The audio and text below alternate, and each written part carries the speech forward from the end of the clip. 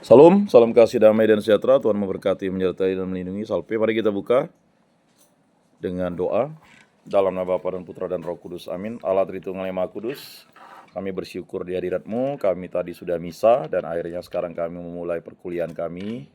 Semoga apa yang kami laksanakan ini menjadi berkat bagi kami, kemuliaan bagi nama-Mu, dan berkatilah orang tua kami, berkatilah saudara-saudari kami. Berkatilah kami yang berkuliah di tempat ini, semoga kami selalu menjadi pribadi yang dibimbing oleh kasih Kristus dan dituntun oleh Roh Kudus. Dan berkatilah para dosen, para sivitas akademika, para staf, dan seluruh insan Sekolah Tinggi Agama Katolik Negeri Pontianak ini, agar saling bekerja sama bahu-membahu untuk membangun cinta kasih Kristus yang nyata dalam dunia pendidikan. Semua ini kami serahkan ke peraturan Tuhan kami Yesus Kristus yang hidup dan beraja dan sepanjang segala masa. Amin. Dalam nama Bapa dan Putra dan Roh Kudus. Amin. Baik, pada pertemuan pertama ini seperti biasanya Anda pasti sudah memahami ya bahwa kuliah itu ya mudah. Kuliah itu menjadi membahagiakan. Ada yang enggak bahagia? Ini mukanya susah terus. Bahagialah, senyum.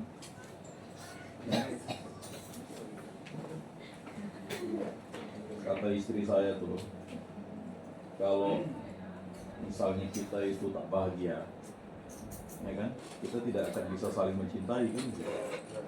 Makanya saya menikahi istri saya karena dia bahagia. Kalau hidup itu sulit, ya pasti akan jadi sulit. Tapi kalau hidup itu enak, ya kan, hidup itu menjadi enak kan begitu. Kalau kita kuliah menganggap sulit, makanya saya sampaikan di semester 1 ya puji Tuhan lah. Waktu semester 1 saya megang kelas kalian ini 46 orangnya enggak ada yang berhenti kan. Yang mungkin karena motivasi itu ya karena itu jalan Tuhan untuk mengingatkan. Jadi salah satu cinta kasih itu mengingatkan. Mengingatkan orang apa? Mengingatkan orang kuliah, mengingatkan orang dari judi online, tidak narkoba, tidak perisek, tidak mengingatkan kawan, jangan masturbasi, jangan onani, kan begitu. 10 perintah itu tujuannya itu, tapi belajar moral kamu kan? Sudah. Ya kan? Sudah kan? Mengingatkan orang tidak apa? Tidak jahat, mengingatkan orang untuk ke gereja kan? Yuk gereja yuk. Ya ikut refer yuk, kan mengingatkan. Jadi tujuan kita itu hadir di dunia ini untuk mengingatkan. Jadi kasih itu mengingatkan. Tadi bacaan tadi itu kan sungguh luar biasa. Yesus kok kami tidak bisa yang mengusir setan itu? Ya karena mengusir setan itu dengan berdoa. Jadi apapun kita lakukan di tempat ini ya berdoa. Ya ada beberapa yang masih eksklusif. Jadi kepentingan saya hadir di sini adalah tujuannya ya mengingatkan. Perhatikan kalian semester 4. Semester 1 itu anggaplah pertama ya. Semester 2 itu sudah menjadi semester 1 2 itu pertama. Semester 3 4 ini sudah masuk muda, mahasiswa muda. Ya, semester 5 6 mahasiswa madya. Nah, semester 7 8 mahasiswa utama. Artinya sudah hampir mau menyelesaikan skripsi. Nah, krisis mahasiswa muda ini yang pertama adalah krisis dimensional. Makanya dulu waktu saya mahasiswa pertama semester 1 dan semester 2. Jadi saya berkomitmen semester 3 itu harus dapat pacar. Supaya saya memiliki pegangan yang teguh. Maka saya berdoa kepada Tuhan. Tuhan beri saya pacar. Ada apa pacar? Ya istri saya sekarang. Ini apa kaitannya dengan sejarah gereja Pak? Ya jelas, itulah sejarah hidup saya. Sejarah kan menceritakan. Jadi kalian sih tinggal lihat AI, tinggal lihat ChatGPT kalau mau tahu sejarah artinya. Tapi kalau yang saya ceritakan ini sejarah saya kan. Ya kan? Ya, sejarah saya supaya saya berkomitmen tetap setia kepada gereja Katolik. Saya harus dapat pacar yang seiman, yang beragama Katolik. Itulah sejarah hidup saya. Makanya kalian harus dapat pacar, tapi ya seiman. Kan udah semester 4. Kalau kalian ikut jejak rekam saya harusnya sudah punya pacar kurang lebih 6 bulan.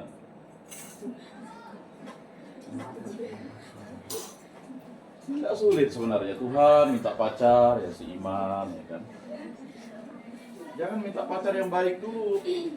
Baik banyak tapi seiman tuh langka. Ya, semua orang baik di muka bumi ini. Tapi apakah gara-gara kebaikannya kita harus meninggalkan Tuhan Yesus? Tidak. Apakah ketika misionaris datang ke Indonesia pada abad ke-7 itu lalu harus meninggalkan meninggalkan ayah ibunya, meninggalkan hartanya untuk datang ke sini, lalu lanjut lagi? Gila kali, udah semester abad ke-7 datang, lalu datang lagi abad ke-12, abad ke-13, abad ke-14. Jadi ada jeda waktu yang cukup panjang kan? Kalau mulailah misionaris itu datang abad ke-16, 17 dan sebagainya. Kenapa kan? Karena cinta tadi. Kan ada lagunya. Di sini ada cinta, di situ ada cinta. Cinta luar biasa. Tapi ya ada nasihat, jangan mudah kawin kalau kita jatuh cinta. Ya, kawin itu karena kasih. Itu kasihan. Kasih itu seperti Rasul Paulus katakan, udah belajar surat-surat Paulus?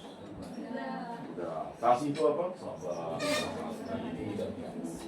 Mana ada, Pak? Masa pacar kita jalan dengan cowok itu gitu saja buru? Padahal ya itu terkadang kita cemburu itu karena kita sendiri mungkin tidak mampu untuk mengasihi. Jadi jangan mudah mengawini orang kalau hanya sekedar jatuh cinta. Ketika kamu tidak mencintai orang itu, lalu kamu tidak lanjut lagi. Makanya sakramen perkawinan. Sudah belajar sakramen dulu? Sudah. Cukup mahasiswa muda. Jadi pengetahuannya cukup luar biasa sudah. Nah, mengapa sih melanggar moral kalau orang misalnya melakukan perzinahan? Ya karena dia melanggar cinta. Melanggar hukum kasih. Makanya di semester ini masuk ke ini kan yang kurang pandai dandan dulu udah pandai dandan kan. Meledak lah, beginju lah, gitu di gitu kan. Pakai parfum ya. Kok makin lama misalnya kamu memandang dia kok makin cantik ya? Itu berarti kamu ya kan mulai jatuh cinta. Tapi belum tentu juga kamu jatuh cinta langsung menyatakan mau nggak kamu menjadi pacar saya, kan belum tentu. Bisa jadi nanti ketika udah bekerja, baru kamu menyatakan. Karena sudah benar-benar ada kasih. Kadang kan kita mudah jatuh cinta. Ya. Misionaris itu karena sudah jatuh cinta dengan Nusantara, maka dia datang ke sini lagi. Karena ajaran cinta kasih, ada cinta, ada kasih. Makanya, mengapa ajaran Kristen itu cinta kasihnya? Memberikan cinta dan memberikan kasih. Karena cinta yang sesungguhnya itu adalah mengorbankan diri bagi orang lain dan keselamatan. Itulah Yesus Kristus kan begitu. Nah, saudara-saudari yang terkasih dalam Yesus Kristus, sejarah gereja Indonesia ini ingin menggambarkan suatu dimensi atau secara historis bagaimana orang-orang yang menjadi misionaris. Makanya kalian akan menjadi misionaris. Kan saya sudah katakan di semester 1, mungkin ada yang nanti akan pergi ke Zimbabwe, Zaire, Kongo, ke Afrika sana, ada yang pergi ke Eropa, ke Finlandia. Finlandia itu banyak orang belum menjadi Katolik ya. Jangan pikir Finlandia itu dia kebanyakan ateis. Ada yang mungkin pergi ke Spanyol, Portugal ya, untuk mengajarkan agama. Makanya kalian harus menguasai bidang ilmu itu. Jadi begini, kalau kita mendapat nilai A itu kan berarti kita paling rendah tuh 80 nilai kita. Berarti 80% ilmu itu sudah kita kuasai. Begitu ukuran takarannya. Ya. Kalau kita mendapat nilai B itu kan sekarang ada A-. A- saya tidak tahu berapa variasinya, apakah 3,75, kalau A itu kan 4 ya skalanya. Tidak tahu A- 3,75 ya? 3,8 A-. Kalau B plus 3,5 gitu. Kalau B kan 3 skalanya, Bang. Kalau misalnya IP, tidak tahu lah kalau A- ya. Kalau kami di S2 dulu 3,75 lah. Betul lah, 3,8 kalau dibulatkan ya. 3,75. Kan ada nggak C plus? Nggak ada. Ada nggak C plus? Oh ada ya. D plus ada juga ya. Berarti skalanya udah bagus. Skala enggak ada ya. Jadi IPK kalian ini kan sebagai skala. Jadi jangan pernah malu berapa IPK-nya atau berapa IP-nya ya. Karena itu untuk memotivasi. Ya.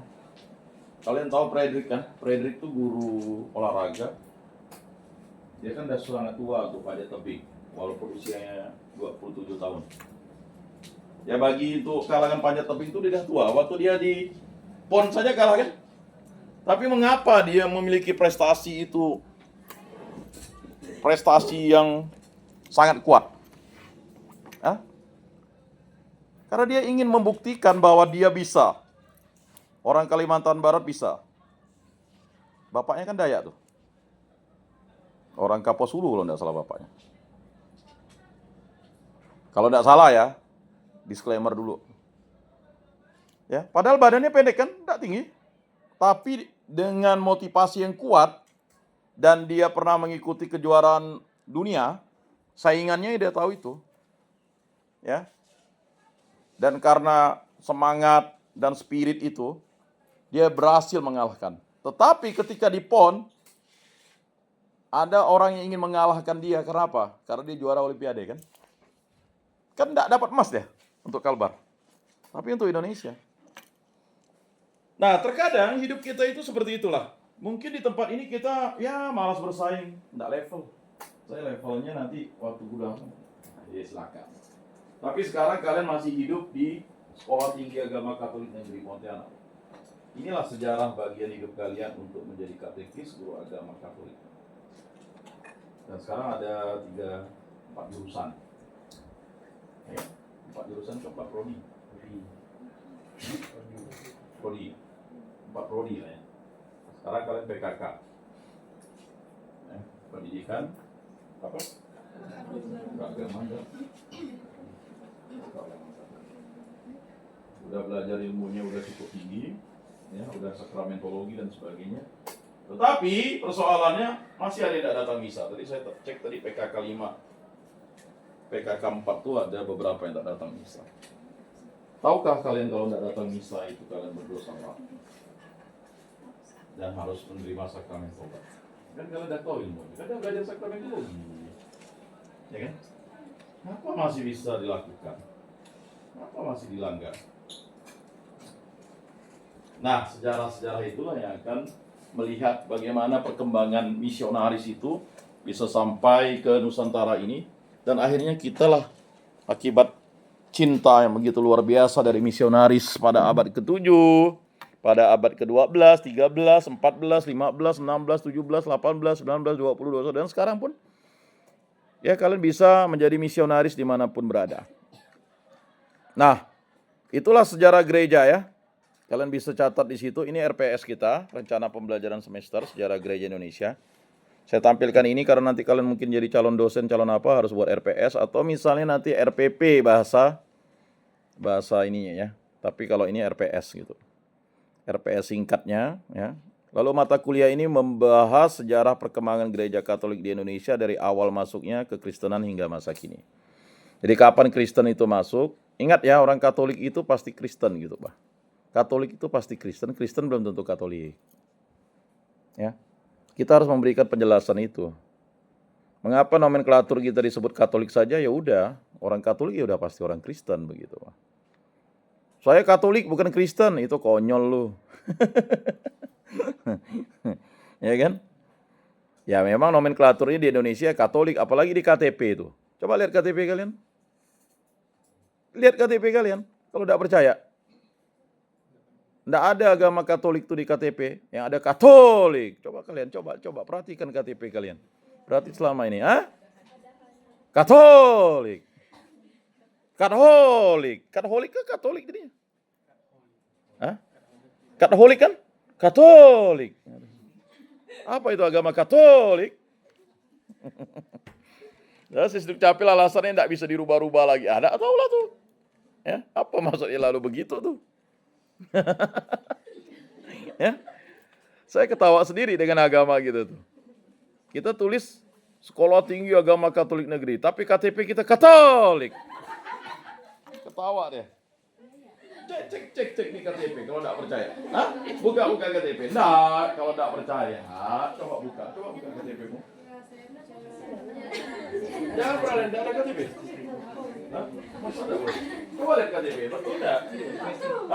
Kenapa kamu lalu tidak ini ya? Kenapa orang-orang tidak mau agama kita? Kalau disamakan identitas kita tuh, bayangkan kalau salah satu huruf aja kita harus ke pengadilan loh sekarang berubah nama. Ini salah agama tuh, mau kemana kita? Iya kan? Kalau secara identitas tuh, saya sampai sekarang nggak tahu ya. Coba nanti kalian tanya, ini agama nih salah nih, apa kok jadi Katolik? Agama saya Katolik loh. Nggak ada kan ditulis gereja, ya kan? Kayak Katolik kan?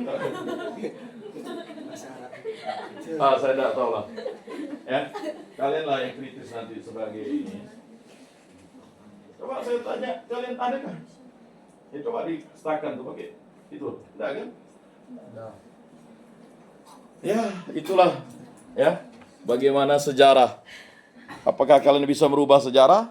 Ya kalian tanyalah kepada si Dukcapil tuh. Padahal se-Indonesia tuh, mana KTP dari ini si Ano nih?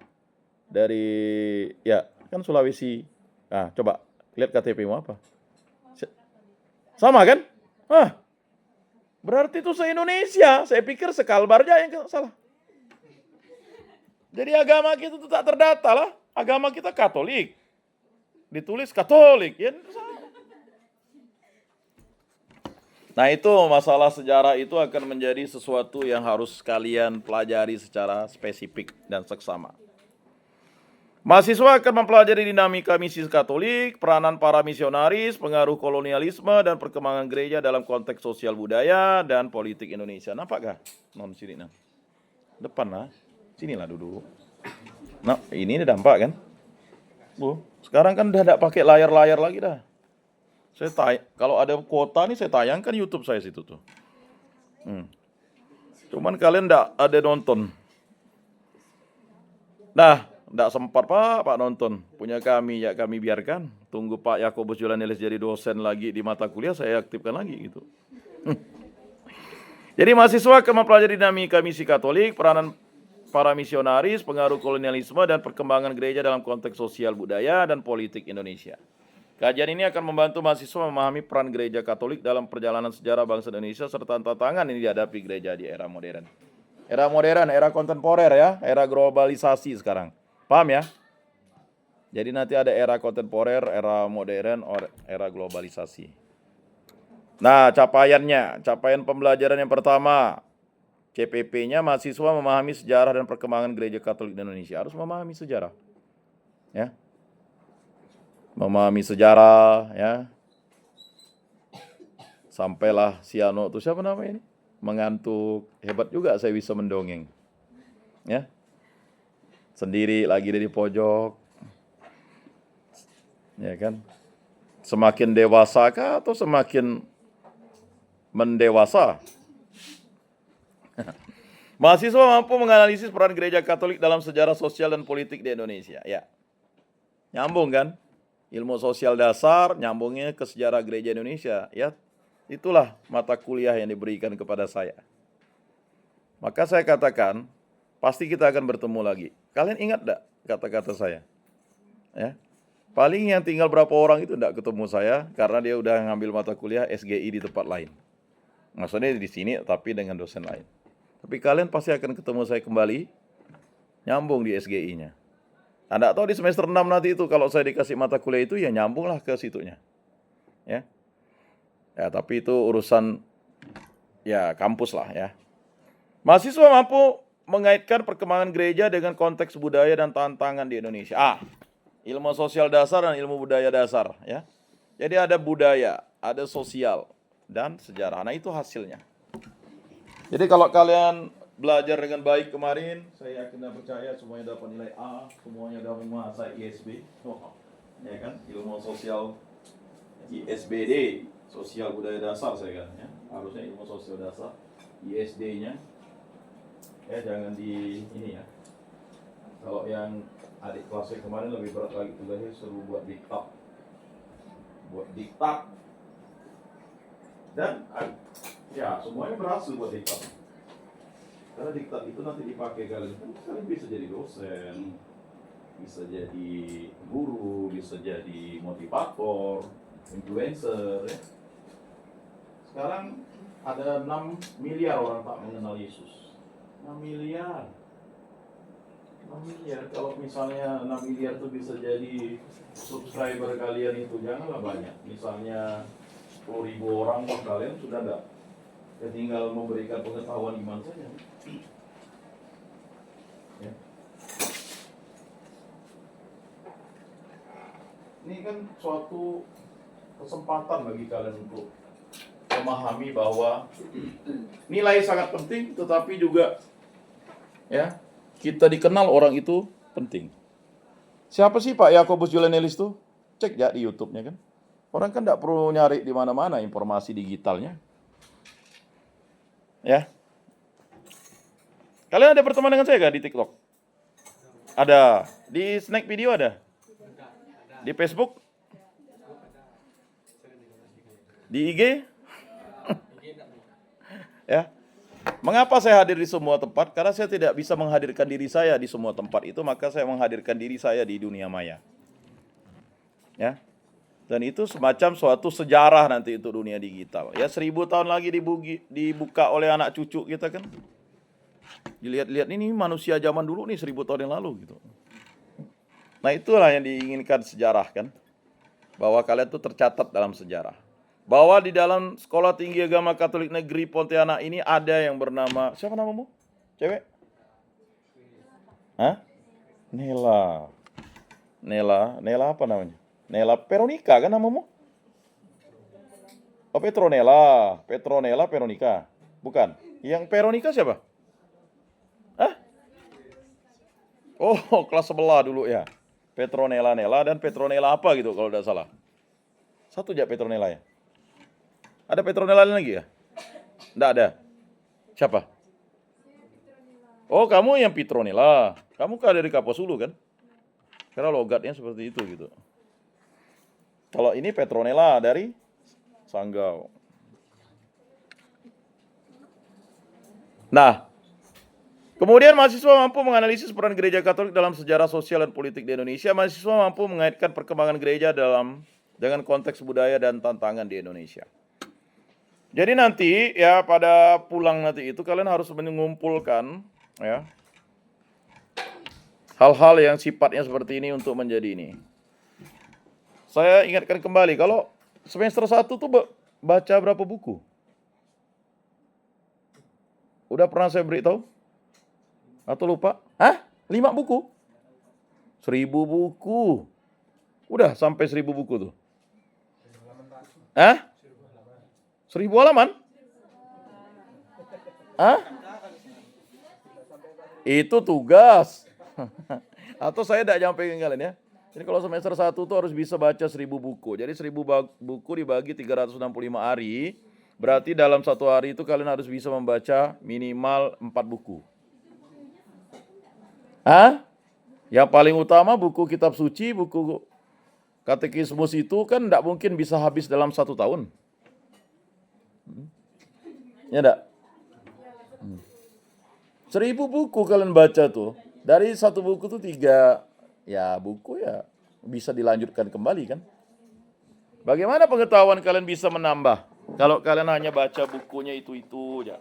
Kata itu tuh maksudnya bukunya berdasarkan, ya kalau dosen suruh A, ya enggak bisa.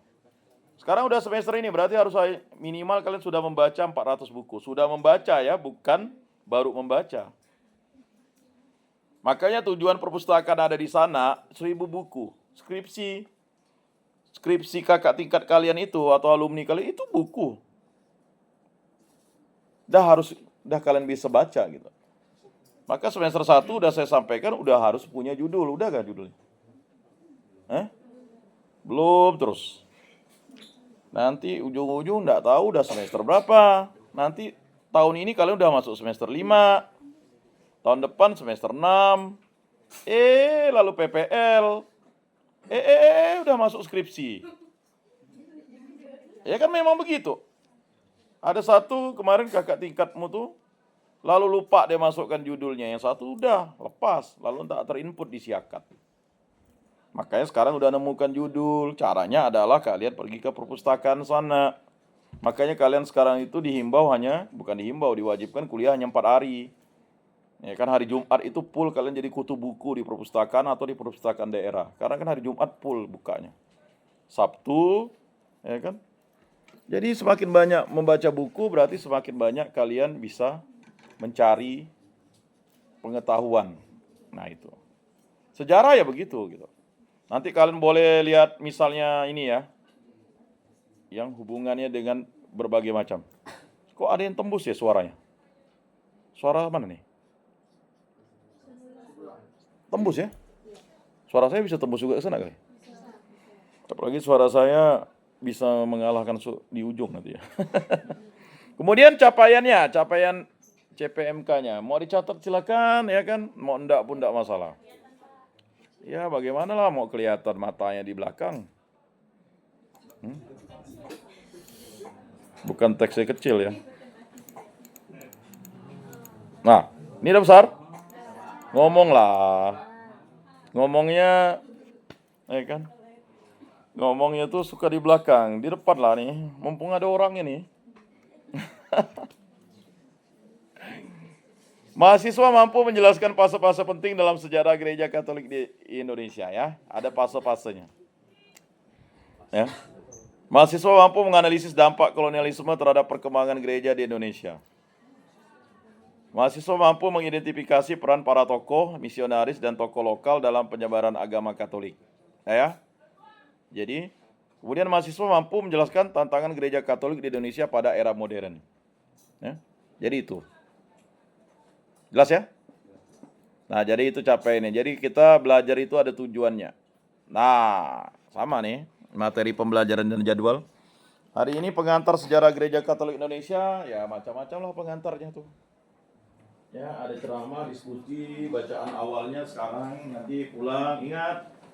Ya, supaya kamu bisa mendapat nilai A di dalam SGI. Siapa namamu? Ronald? Siapa? Kristoporus. Namanya mirip dengan anak saya lagi. Waduh, sebagai anak ini gimana kamu anggur? Anaknya terbuang, bukan. Tapi dia sangat berbangga karena saya memberikan dia nilai A di ISB. Jadi dia akan ini nih, ya kan? Bangga kan? Wah, ini Pak Yakobus kasih dia nilai A. Ini pas SGI ini ada kesempatan lagi dapat nilai A nih katanya nih. 2 nilai A nya kan lumayan. Nah. Ya. Ini bisa jadi dewa deh nih karena alatnya hampir di tengah. Nah, itu ceramah dan diskusi ya, ceramah dan diskusi. Yang mau diskusi, yang mau bertanya silakan. Petronella ini ketawa lagi deh. Dan nampak deh. Coba di sini, saya jelas nih mata saya. Karena apa? Tadi kan katanya tidak nampak. Saya mau membuktikan. Sekarang nampak kan?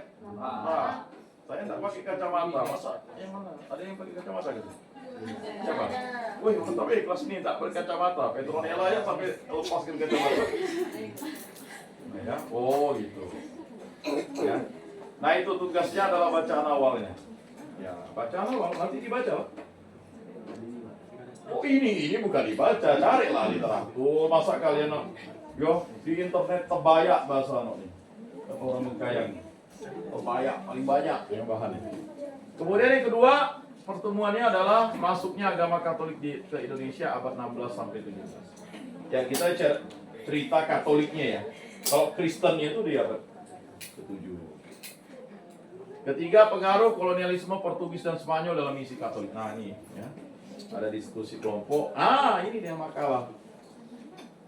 Jadi, katanya mau dapat nilai A, kalau enggak ya udah jangan dikerjakan. Soalnya kan enggak ada masalah ya enggak dikerjakan nanti kalian terhambat, nilainya nanti enggak benar-benar itu enggak bisa lewat lagi ya, udah besar. Hamil berapa bulan misalnya? Nah, ini. Nah, itu yang makalah ya. Jadi makalahnya ada berapa orang di sini? 33 ya? 33 tanggung nih. Bagaimana nih bagi? Udah. Berarti satu kelompok 3 orang. Ada 11 kelompok. 11 kelompok. 11 kelompok silakan nanti dihitung oleh ketua kelasnya. Ya kan? Jangan pilih sendiri. Kalau pilih sendiri pasti kalian tidak akan bergaul. Pasti kalian akan memonopoli. Jadi mulai dari ketua kelas 1 terus sampai sini putar terakhir sampai Petronella. Petronella berarti kalau dia 33 berarti dia kelompok 3 itu pasti. Jadi ini kelompok 1 itu kelompok 11. Betul kan? Betul ya? Betul ya? Kalau ini kan dimulai dari 1 sampai 11 kan 33 orang kan? Nah nantilah belum. Nah makalahnya ini sama, nanti ada hubungan dengan komponen. Kalian udah ngerti Pak penilaian saya kan? Kemudian yang ketiga, pengaruh kolonialisme Portugis dan Spanyol dalam misi Katolik, ceramah dan presentasi. Ya. Jadi saya kan kalian udah tahu. Setiap kali pas ada resume, presentasinya kalian buat video kan? Ya udah buat video saja. Di YouTube kan? Nah, ada mungkin kalau dari saya sih Pak, untuk presentasi kalau pakai video lagi kayaknya sedikit berat Pak, karena untuk kapasitas penyimpanan HP kita juga kan terbatas Pak. Lalu juga untuk mungkin teman-teman YouTube-nya juga kan terbatas Pak. Jadi presentasinya mungkin kelas saja Pak. Ya kalau depan kelas ya enggak punya waktu. Ya kalau gitu ya jangan ada komponennya, jangan ada video. Saya langsung ujian tulis, ya kawan-kawan yang kira-kira nanti nilainya ya bisa A, B, C, D, E. Saya sih hanya 2 opsi itu dia pilihan. Kalau kalian ingin memberikan usul seperti itu, saya tidak bertanggung jawab. Pasti ada yang dapat nilai. Ya. Untuk mendapat nilai A paling hanya 1 atau 2 orang saja. Ya kalau tidak masalah. Nanti kita bahas di sini. Ya kan? Kalau kalian mengikuti selera kalian ya pasti kalian tidak akan mendapat nilai maksimal. Ya. Kalau tidak mau ya tidak masalah. Tidak perlu dibuat kan. Tuh ini kan komponen yang bisa kalian pilih. Gini, pilihan saja. Kalau tidak mau buat videonya tidak masalah. Saya tidak baca di sini, saya langsung baca di sini. Tidak masalah, kalian tidak kerjakan tuh tidak masalah. Yang penting kan nanti kalian dapat nilai A 80 cukup, ya kan? Gitu aja. Kalau merasa tidak mau mengambil mata kuliah saya, silakan. Ya kan, ambil di kelas lain saja. Nanti sampaikan ke itu. Ya, ketua kelas.